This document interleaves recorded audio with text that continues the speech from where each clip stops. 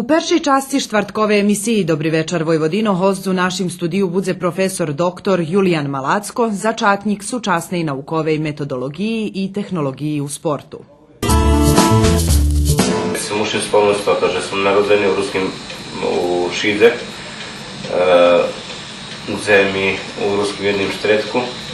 Stretnuca, ktorý pririhtal Vladimir Kirda, ktorý premiérno emitovani 2003 roku išće raznas dohadnju na našoho poznatoho pedagoga, poetu i kulturnoho dijača Vladimira Beserminja, ktorý nespodzivano umar prešloho tižnja.